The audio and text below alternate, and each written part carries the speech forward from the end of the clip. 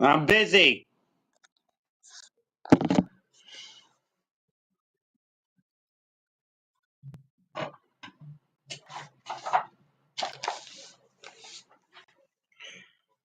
Welcome, welcome, welcome. Good morning, everybody. Good morning, good morning.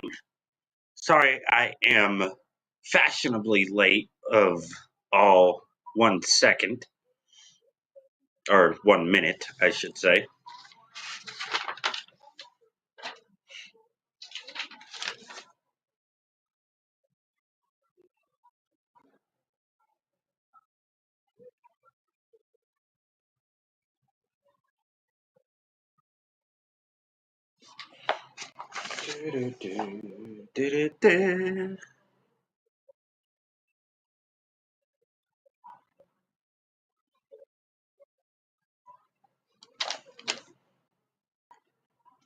Welcome, welcome, welcome to everybody who is starting to tune in, or should I say file in. Going to be testing this out, seeing how the first morning talk show, I guess, with TALK-IS-PITT, see how all that goes. This is pretty much a pre-show before the game, because I will be going to the game. I've never attended a season opener before for the Pitt Panthers. Never have been to a season opener. Had a chance a couple years ago when the backyard brawl returned and West Virginia came up to Pittsburgh, but I was not able to get out of work in time. So, with all that being said, why not go to this one? I mean, it's Kent State. Nobody really gives a shit. I just want to go because, I want to go. I try to go to at least one Pitt Panther game every year.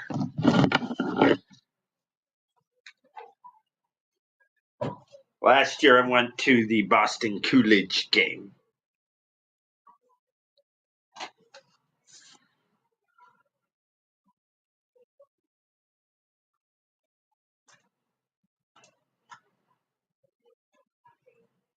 But much love, everybody. Much love, much love. Gonna get truly started whenever more people start filing in. Right now it says we've got one viewer, which is CJ, and he says it is game day. Yes, it is, CJ. It is game day. Pittsburgh will be taking on the Kent State Golden Flashes. And some unfortunate news coming out of Pittsburgh. Rodney Hammond will not be able to play at all this year. I'll get into that later on whenever it's time to discuss it, because I do not want to end up doing half my video within the first couple of minutes.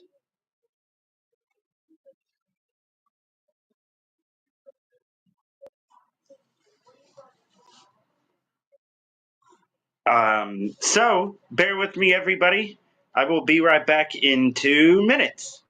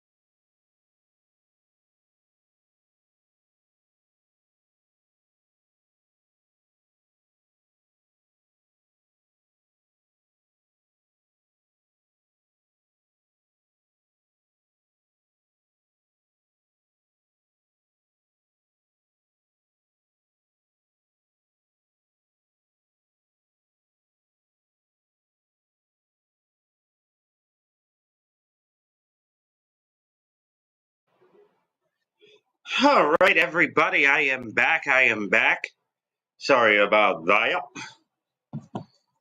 Right. I kind of forgot to plug my charger into this. Ooh, whoa, I almost fell over. Ow.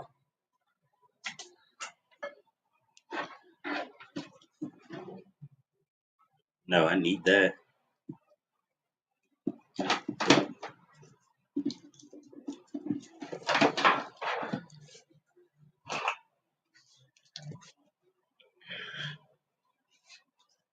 All right. Oh.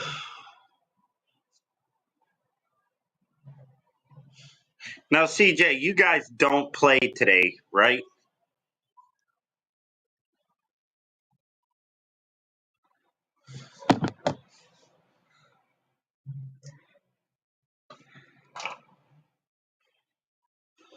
Oh, you guys played Georgia State.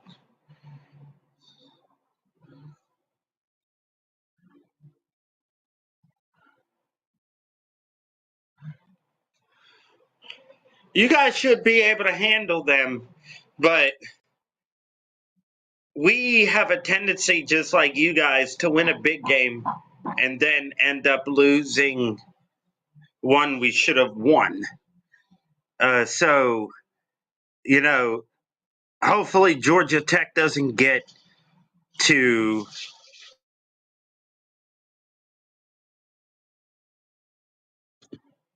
Hopefully Georgia Tech doesn't have a letdown game against Georgia State, because that could happen.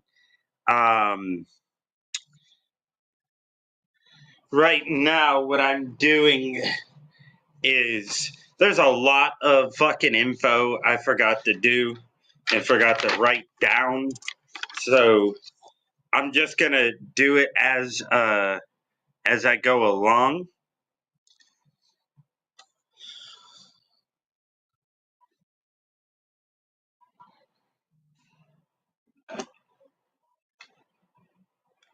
Hey!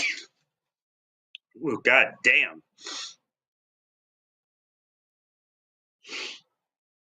Whew.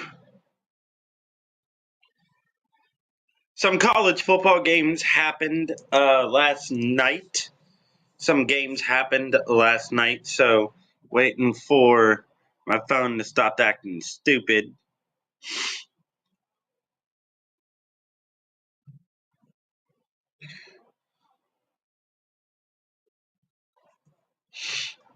Oof.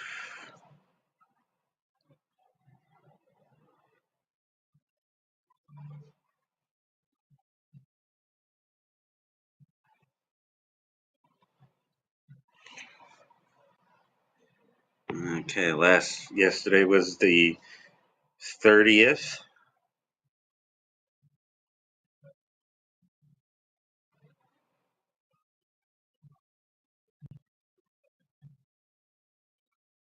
There were some games played on the 29th and the 30th.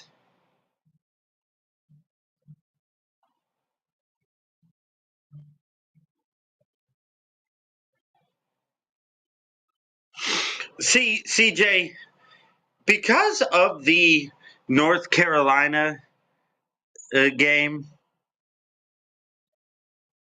because of the way they played against Minnesota and the fact that their starting quarterback is done for the year, I think we're going to be able to finally beat them down in Chapel Hill.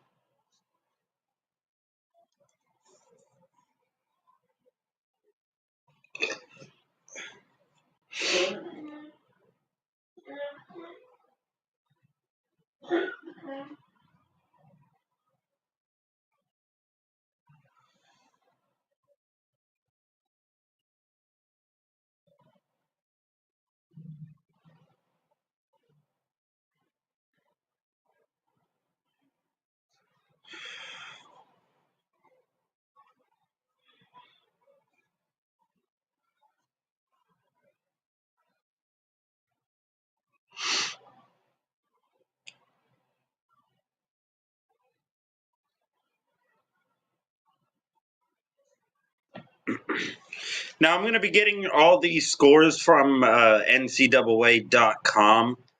I'm going to start off with August 29th because there were some Thursday games, and I know I watched them, and I can't. And I know one of them was Colorado and North Dakota State, and uh, it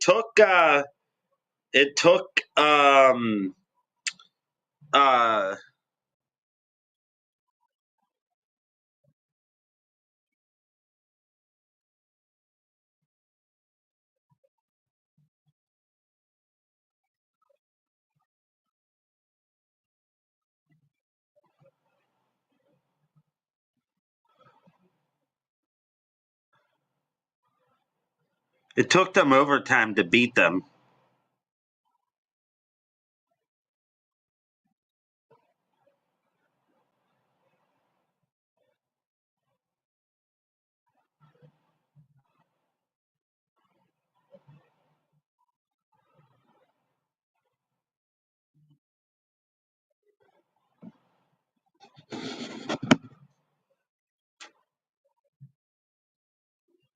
And let me look at it this way.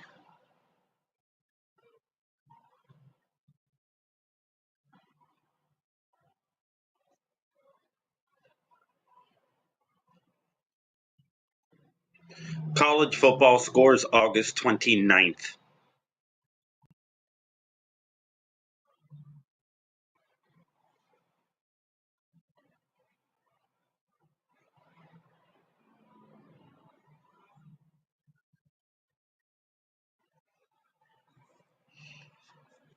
CJ, did you watch any games?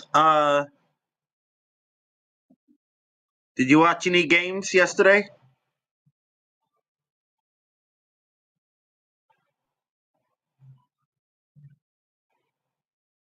Oh my God, absolutely. And the thing is, CJ, Western Carolina is where our new offensive coordinator came from.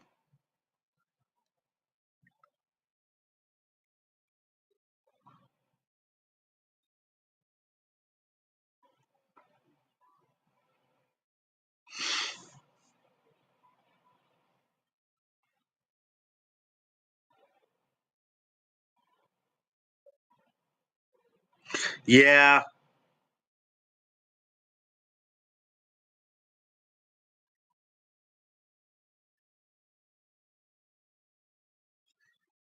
So, ladies and germs, we're going to go over some scores now from yesterday, August 30th. Actually, let's do previous week. See what that says first.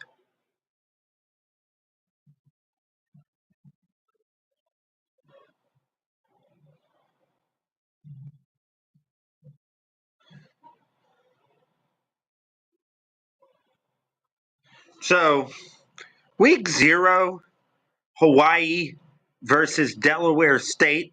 Hawaii won that game 35-14, and then we all know the upset of the year candidate game.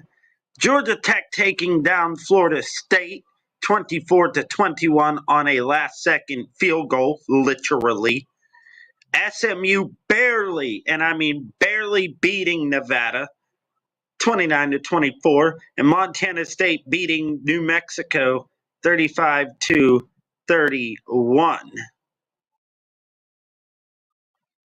Fast forward to this week, ladies and gentlemen. I'm only doing that because I didn't do a morning show last week like I had originally wanted to. Lehigh and Army went at it, but Army beat the crap out of Lehigh 42-7. Duke played a pathetic game against Elon, only winning 26-3. Then Michigan State played FAU. And I know Michigan State is bad, and yes, we lost to them in the Peach Bowl years ago. But FAU? Who? What is that? Like, what is FAU? From what I found out on Google, they were the Owls of Florida Atlantic. And Michigan State was barely able to beat them. 16-10 was the final score, Michigan State. A win is a win, but that was pathetic. Cheers, God Misfits. Welcome to the stream. Welcome, welcome, welcome. But that was absolutely pathetic. Michigan State barely beating Florida Atlantic 16-10. And then we got Oklahoma Sooners stomping Temple 51-3. And then this was a game that was a lot closer than it should have been. TCU battling it out against the Stanford Cardinals in a game where TCU should have blown them out by 4 touchdowns. Stanford was absolutely atrocious last year. They sucked. And it should have never been that close. But Stanford gave them a battle. And unfortunately, Stanford handed TCU the game at the end of the fourth quarter. Now, there were some questionable targeting calls that were not called, that should have been called against TCU. And yeah, CJ, I don't know what happened to Stanford, but TCU beat Stanford 34-27. I did watch a good chunk of that game, actually. And then here's a game that was also closer than what it should. And for other Pitt Panther fans out there, this game might haunt you in your memories. And that's Western Michigan beating us in 2021, which should never have happened. But, it did. And, you can't do anything about it anymore. So Wisconsin beat Western Michigan 28-14. That's a game that should also not have been anywhere near close as it was. Western Michigan was actually giving Wisconsin all it could handle for a good portion of this game. And it ended up being a 28-14 victory, so a 2-touchdown victory. But nevertheless, Wisconsin, I don't know what the hell y'all were doing, but take it from us, a team who has lost to them.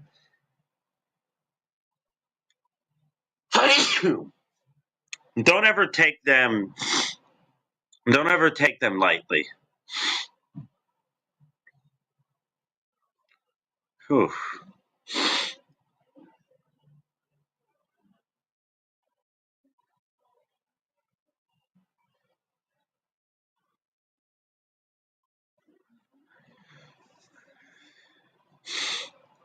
Whew.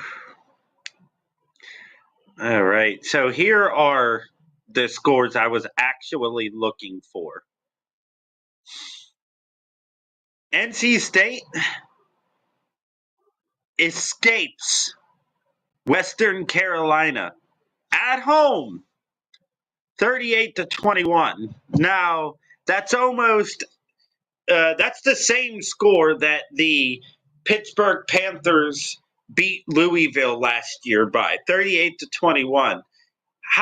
Here's the thing, and just like last year against Louisville, we gave Louisville all they could handle and then ran away with the game at the end. And that's exactly what happened with NC State and Western Carolina. Now, our new offensive coordinator, Cade Bell, came over from Western Carolina to take take the vacant offensive coordinator spot because Frank Cignetti was fired. And I can't remember exactly who took the position of offensive coordinator for Western Carolina. Now, Kerwin Bell, who is Cade Bell's father, is still the head coach over there. Now, hear me out on this real quick. What if Pat Narduzzi decides to retire in the next couple of years? For whatever reason that may be. Hopefully, it's not a medical reason, but let's just say he decides to step down from coaching. Okay, let's say, and I would love for this to happen. Let's say the Pittsburgh Panthers win the national championship this year. Pat Narduzzi would not only have to win the ACC, or should I say, at least they would probably be able to get in with one loss if they were to go the distance undefeated to the ACC championship but lose. They may be able to get into the playoffs that way, although I highly doubt it because I think politics within college football would prevent that. So Pitt would have to win the ACC. Pat Narduzzi retires winning the national championship. Kerwin Bell comes over from Western Carolina to once again coach with his dad. And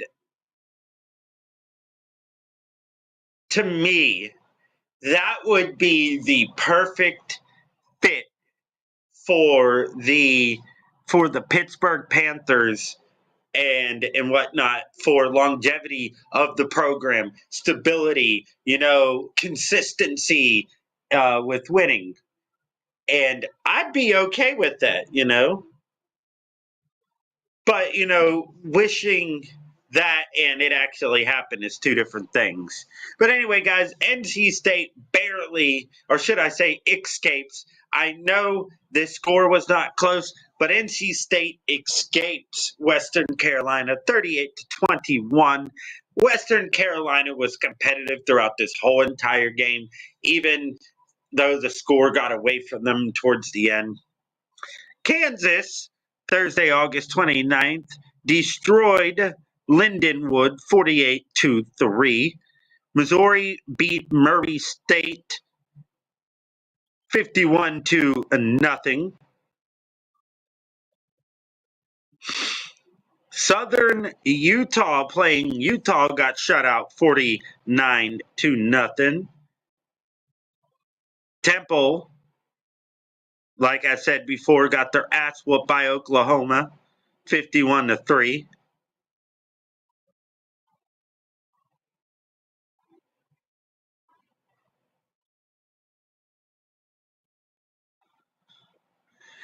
And yeah, ladies and germs, that's honestly, that's pretty much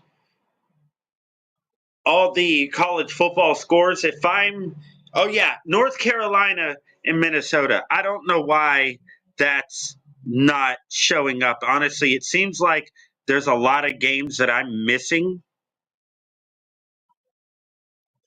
Honestly, Army Lehigh 42-7.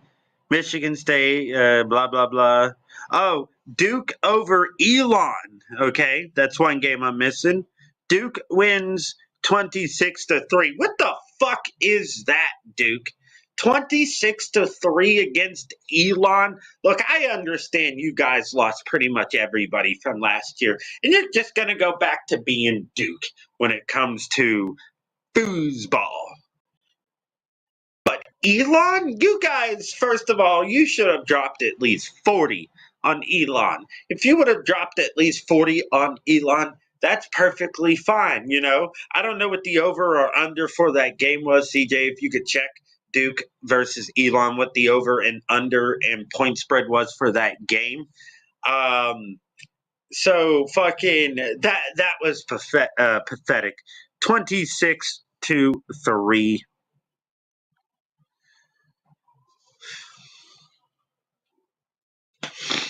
So, ladies and gentlemen, there's also some games coming up today, starting with the game that I will be attending, the Pittsburgh Panthers versus the Kent State Golden Flashes.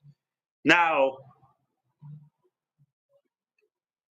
I'm not sure if these two teams have played before. Honestly, I think they actually have played before. I'm going to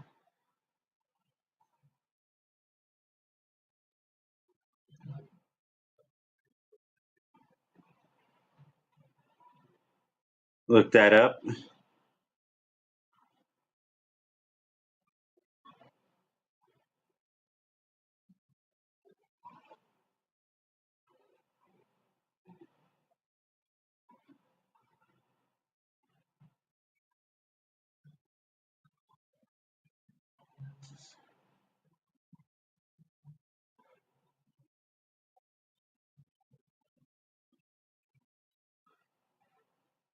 All right, everybody.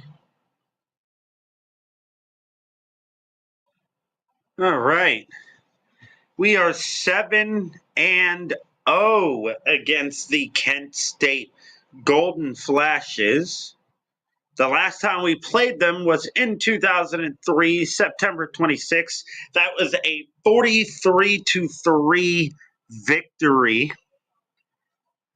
A 43-3 victory for Pitt.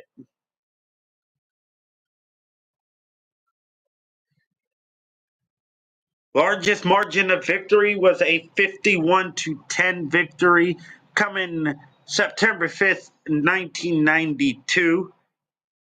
I was like 3 years old.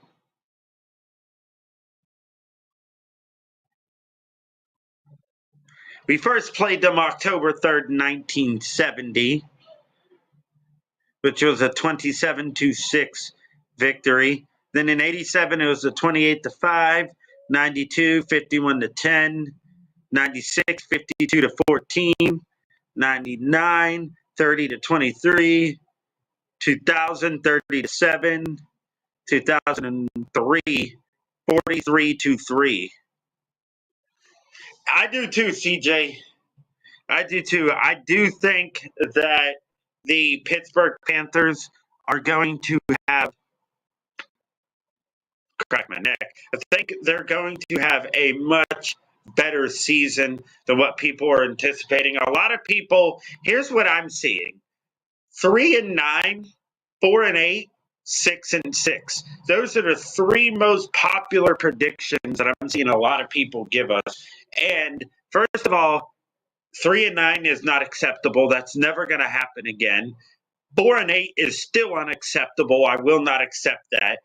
6-6 or even 5-7 is still not acceptable. I will not accept that. Um,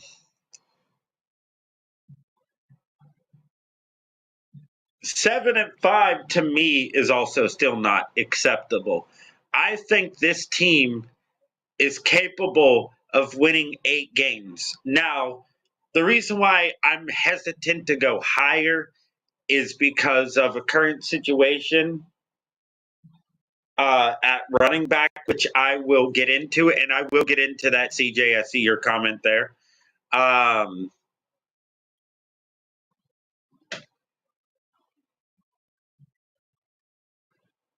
there we go. Yeah, CJ. Wait, what was I saying? Yeah, so even with what's going on at running back, I do think this team is still capable of winning 8 games. 9 games, I think, is still possible as well. That all depends on the backyard brawl. If we can get through the non-conference 4-0, I think we have a shot at you know at redeeming ourselves. To me, the only true way to redeem ourselves is we got to make a bowl game, okay? I would also like us to win the ACC championship. because the last time we won an ACC championship, we had a very bad season, the COVID year in 2020. And in 2021, we won the ACC. Say what you want, I don't care. We won it.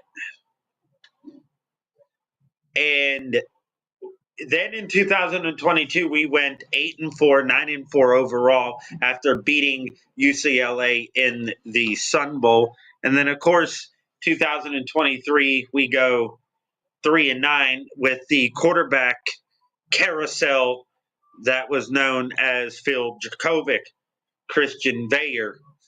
Should have started Nate Yarnell from the get-go. Now, ladies and germs, it's interesting that I bring up Nate Yarnell in the first place because Nate Yarnell, coming into this season, was assumed to be the starting quarterback. All right.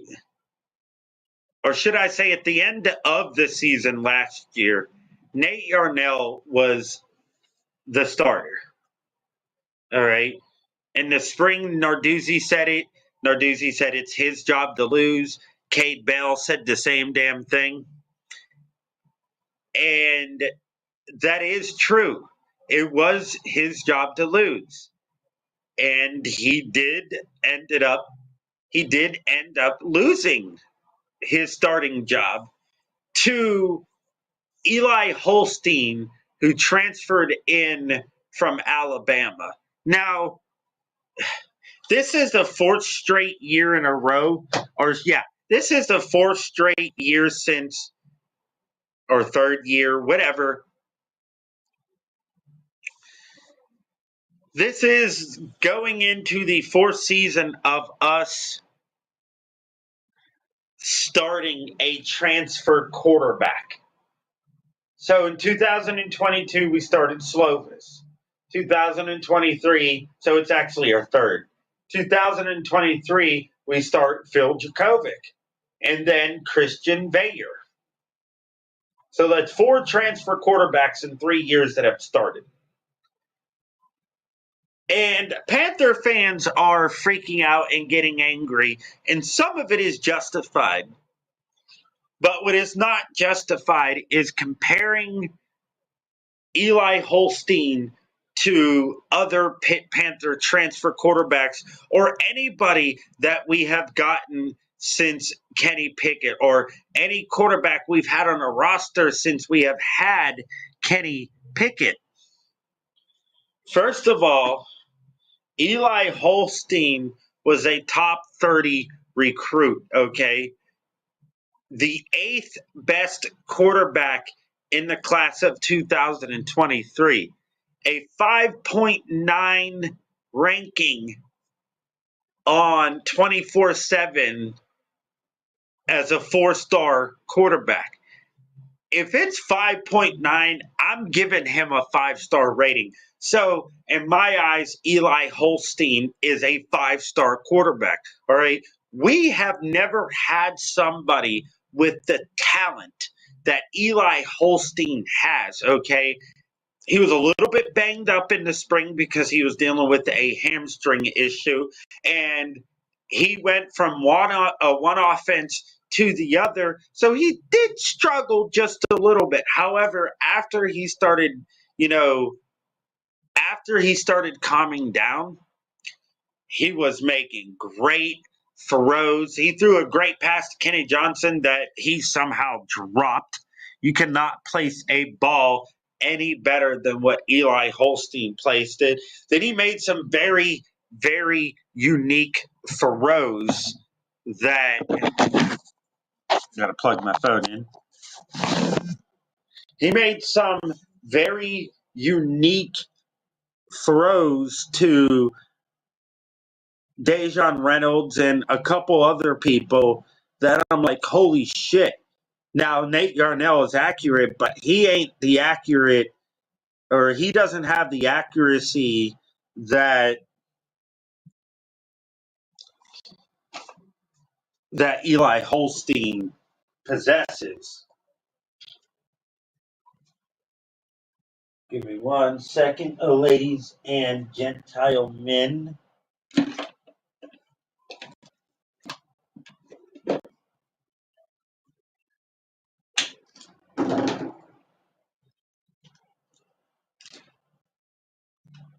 Come on, go away. Come on, go.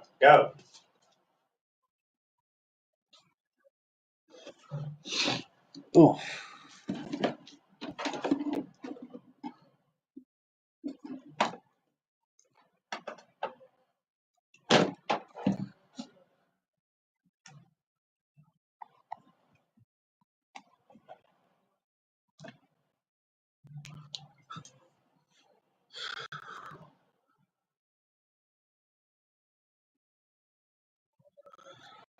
So, like I was saying, Eli Holstein is not a quarterback that is the same as any other transfer we have gotten. Okay. None of the transfer quarterbacks, or to be honest, any quarterback we have on our roster now is as talented as Eli Holstein is. First of all, if I'm not mistaken, from what I've heard from a couple Alabama fans, Saban recruited him. Saban went out and got him and offered him a scholarship. That means something. That should mean something to the Pitt Panther fan base, because a transfer from a team like Alabama that is as prestigious, that means something. That truly does mean something. So don't panic the fact that Eli Holstein will be starting the game. Now, also keep in mind, Pat Narduzzi did say during his press conference that they both will play, as in Eli Holstein and Nate Yarnell. They both will play. And let's not panic, because Pat Narduzzi also said that whoever does the best during the game, whoever is more efficient, more accurate, and can move the ball better, most likely they will be the starter for the rest of the season. Now, I'm only giving the Panthers leeway on this one because I think this situation should have been figured out, last week, honestly.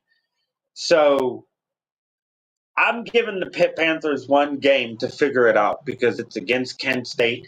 It's not anybody, that is going to screw up our ACC title games or ACC championship chances. And, if we were to lose to them, we would definitely be out of the playoffs.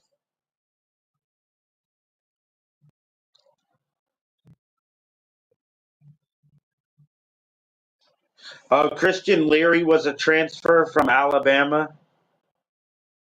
Oh, nice. So, but yeah, Kitty, get over here. Go away. So that's good, CJ. That's good. You guys have good experience with Bammer players. I honestly don't understand, Panther fans, how none of you guys seen this coming. So if any of you had a brain, you would be smart enough to realize that this was going to happen as soon as a player like that got here. Anyway, guys, I'm actually going to head on over to Twitter to continue this on a Twitter space. I want to thank everybody for stopping by on this live stream. It was great seeing everybody on YouTube. CJ, great stopping by. God's Misfits, thank you for stopping by as well. And thank you for the multiple lurkers and jerkers that came by on this live stream. I will see you guys on Twitter.